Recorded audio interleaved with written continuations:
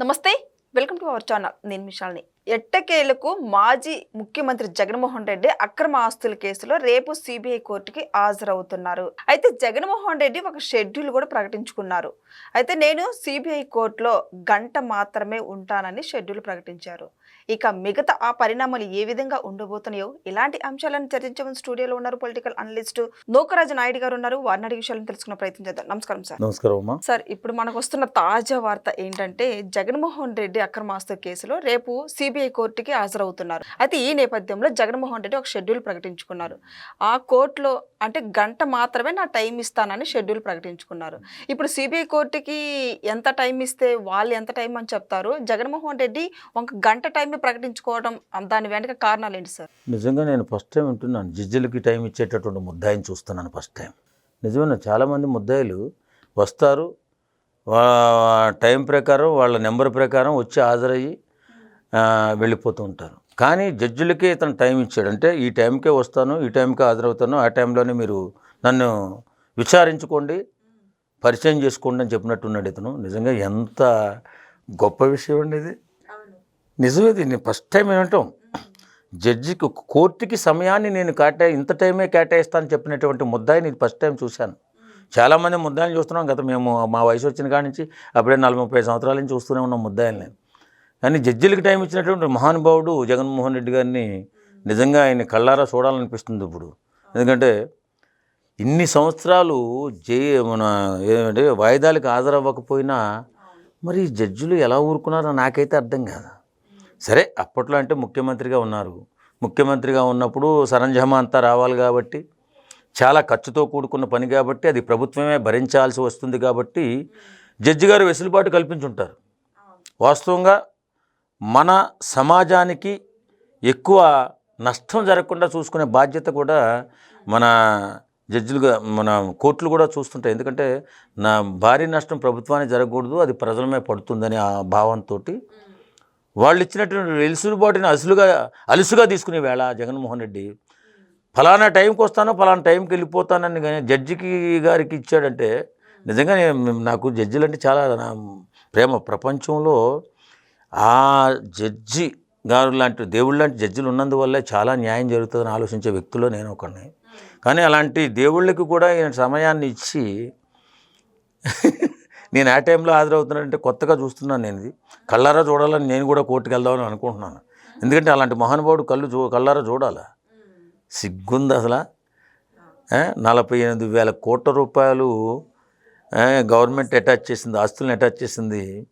అలాంటి కేసులో 32 కేసులు ఎన్నో ఉంటే ఇప్పుడు 12 కేసులు ఎన్నో చేసుకున్నట్టున్నాడు ఇతను. ఆయన ఇచ్చి జడ్జిలకి టైం ఇవ్వడం, కోర్టులకి టైం ఇవ్వడం, ఇంకేం చెప్పాలో. మనం భావితరాలు ఏం నేర్చుకోవాలో ఈయన చూసి నాకు అర్థం కాదు. అంటే ఎలాంటి నేరాలైనా చేసేయండి, ఏమైనా చేసేయండి, మీ పెద్ద జడ్జి అదే కోర్టులు ఏం చేయలేవు, మనం జడ్జిలు మనల్ని ఏం చేయలేరనే సూచించడమే కదా. మరి విజ్ఞానమైన జడ్జిలకి ఏదైనా చెప్పాలి మనం. ఎందుకంటే ఇలాగ మీరు చేసుకుంటూ పోతే, ఇలాంటి దుర్మార్గుడికి వెసులుబాటు కల్పించుకుంటూ పోతే రేపు పొద్దున ఇంకొక భారీ నేరస్తులు వచ్చి నాకు వెసులుబాటు ఎందుకు కల్పించారని అడగడానికి అవకాశం ఉంటుంది. వాస్తవంగా జగన్మోహన్ రెడ్డికి ఇన్ని రకాలుగా వెసులుబాటు కల్పించి 5 సంవత్సరాలు కోర్టే ముఖం చూడకుండా చేసిన మీరు నన్నెందుకు ఇబ్బంది పెడుతున్నారని చెప్పి రేపు పొద్దున్న పెద్ద పెద్ద దుర్మార్గులు అడిగే అవకాశం ఉంది. ఆర్థిక నేరస్తులు వెళ్ళు, ఇలాంటి ఆర్థిక నేరస్తులు కూడా జడ్జిలకు టైం ఇస్తున్నారంటే ఇంకా మన భారత రాజ్యాంగం ఏమైపోవాలా, మనం ఏమైపోవాలా? చాలా హాస్యాస్పదంగా ఉంది. అసలు రేపు నాంపల్లి కోర్టు దగ్గర ఏ విధంగా ఉండబోతుంది? ఇప్పుడు వాళ్ళు బ్యాచ్ మొత్తం కూడా పేటీఎం బ్యాచ్ మొత్తం కూడా వచ్చి అక్కడ అరోటం చేస్తారా, ఏం చేస్తారా అని వాళ్ళు చాలా మహానుభావుడు దేవుడు వస్తున్నాడని చెప్పి అంటారేమో నాకు తెలిసి.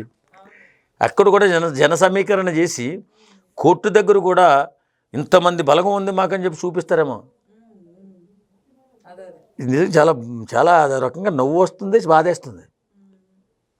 ఇలాంటి వాళ్ళ వల్ల సమాజం ఏం నేర్చుకోవాలా? ఇప్పుడు మనకి ఏదన్నా తప్పు చేస్తే కోర్టులు ఉన్నాయి, జడ్జిలు ఉన్నారు, మనకి శిక్ష వేస్తారని భయపడుతూ సమాజంలో చాలా నేరాలు తగ్గడానికి అవకాశం ఉంది. కేవలం కోర్టులను చూసే భయపడుతూ ఉంటారు. కానీ కోర్టులకు టైం ఇచ్చాడు మహానుభావుడు ఇతను. నేను 10:30 కాడి నుంచి 11:30 దాకా ఉంటానన్నాడా? అది మాత్రం ఖచ్చితంగా కోర్టుకు వెళ్ళి చూడాల్సిందే. ఈ సన్నివేశాన్ని కొత్తగా నేర్చుకోవాల్సిందే మనం కూడా. నిజమండి. అసలు ఎవరు నా చరిత్రలో అయితే ఎప్పుడు చూడలేదు. చాలామంది పెద్ద పెద్ద డాన్లు, పెద్ద పెద్ద ఉగ్రవాదుల్ని చూసాం. వాళ్ళ కోర్టుకు హాజరవ్వడం చూసాం కానీ, ఈయన మాత్రం కొత్తగా టైం ఇచ్చాడు.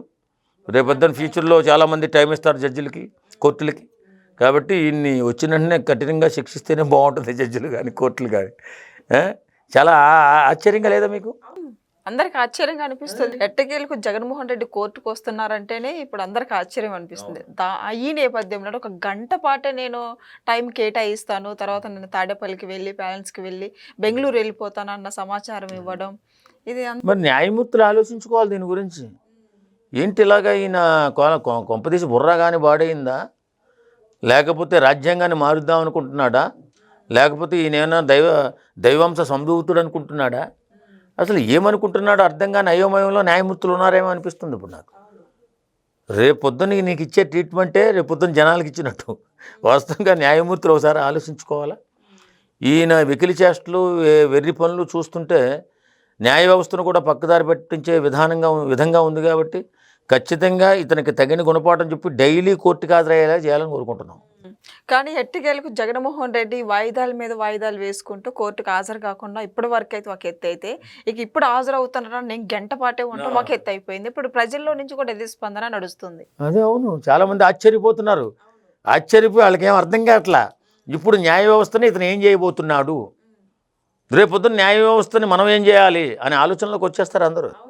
ఇప్పుడు ఆయన గంట ఇచ్చాడు, రేపొద్దున నాకేదో కేసు ఉంటుంది, లేకపోతే నా ఫ్రెండ్కి ఎవరిదో కేసు ఉంటుంది. జగన్మోహన్ రెడ్డికి గంట ఇచ్చాడు, మేము అరగంట ఇస్తూ ఉంటాం. అప్పుడు ఎలా ఉంటుంది? ఏగా సిగ్గు బిడి ఉందా? ఎవరన్నా నవ్వుతారని లేదు, మాట్లాడతారని లేదు, ముఖం మీద ఉమ్ము ఇస్తారని లేదు. న్యాయస్థానాలకి అత్యున్నతమైనటువంటి న్యాయస్థానాలే ఈవేళ. న్యాయస్థానం లేకపోతే మనుగడే లేదే మన దేశానికి. అలాంటి అత్యున్నతమైన న్యాయస్థానాన్ని దేవుళ్ళ లాంటి న్యాయమూర్తులకి నువ్వు టైం ఇస్తావా? అయిపోయింది, నీ చరిత్ర అయిపోయింది. జగన్మోహన్ రెడ్డి చరిత్ర ఖచ్చితంగా అయిపోతుంది. ఎందుకంటే అన్నీ కూడా విపరీతమైనటువంటి పనులే, చేయకూడని పనులన్నీ చేసుకుంటా పోతూ నేనేదో గొప్ప వ్యక్తిని ఫీల్ అవుతూ ఉంటాడు. ఇప్పుడు న్యాయమూర్తులు కంట కనిపెడుతూనే ఉంటారు. ఖచ్చితంగా ఇతనికి జరిగేటటువంటి పడేటటువంటి శిక్ష, జరిగేటటువంటి అవమానం ఖచ్చితంగా జరుగుతుంది. కానీ సార్ ఈ రోజున రాష్ట్ర వ్యాప్తంగా ఇదే చర్చ నడుస్తుంది. గంట టైం ఏంటని అడుగుతున్నారు. అదే కదా, మేము కూడా ఎప్పుడు చూడలా. ఎక్కడ చూడకపోవడం పక్కన పెడితే ఎక్కడ కూడా చదవలా, అసలు నమోదై ఉన్నాయి. మరి గంట టైం ఏంటనని ఆశ్చర్యపోతున్న ప్రజల్లోనే అసలు ఏమి. అదే ఈయన ఏం చేస్తాడు, న్యాయమూర్తులు రేపు పొద్దున్న ఏం చేస్తారని ఆలోచనలో ఉన్నాం. ఇప్పుడు చాలామంది అదే ఆలోచనలో ఉన్నారు. ఏం జరగబోతుంది, న్యాయ వ్యవస్థని ఈయన ఏ రకంగా మాయ చేయబోతున్నాడు, ఏదన్నా కొత్త రకమైనటువంటి చట్టాలను ఈయన సొంతంగా రాసుకున్నాడా, రాజ్యాంగం ఇప్పుడు వాళ్ళేదో సొంత రాజ్యాంగం ఉందంటున్నారు. అది ఆ రాజ్యాంగంలో ఒక బిట్టు ఏమో ఇది నాకు అర్థం కాదు. చాలా ఆశ్చర్యంగా ఉంది. ఇప్పుడు కేసులన్నీ సామాన్యంగా మాలాంటి వాళ్ళ మీద పడతాయి, చాలా వాళ్ళ మీద పడుతుంటాయి. ఏ సందర్భంలో ఏ కేసులు వస్తుంటాయి. ఎందుకంటే రాజకీయాల్లో తిరిగే వాళ్ళకి కానీ, సమాజంలో కొంచెం అగ్రెసివ్గా ఉండేవాళ్ళకి కానీ, సేవ చేసేవాళ్ళకి కూడా కేసులు పడుతుంటాయి. కానీ ఏదేమైనా అందరినీ సమానంగా చూసేది దేవుళ్ళు లాంటి న్యాయమూర్తులే. మరి అలాంటి న్యాయమూర్తులకి ఈయన సమయం ఇచ్చాడు. ఆ సమయాన్ని ఎలా సద్వినియోగం చేసుకుంటారో న్యాయమూర్తులకే తెలియాలి. ఆ సద్వినియోగం ఎలా చేస్తారో రేపు పొద్దున కోర్టుకు వెళ్ళి చూసుకుందాం, తప్పే ఉంది. Thank you sir.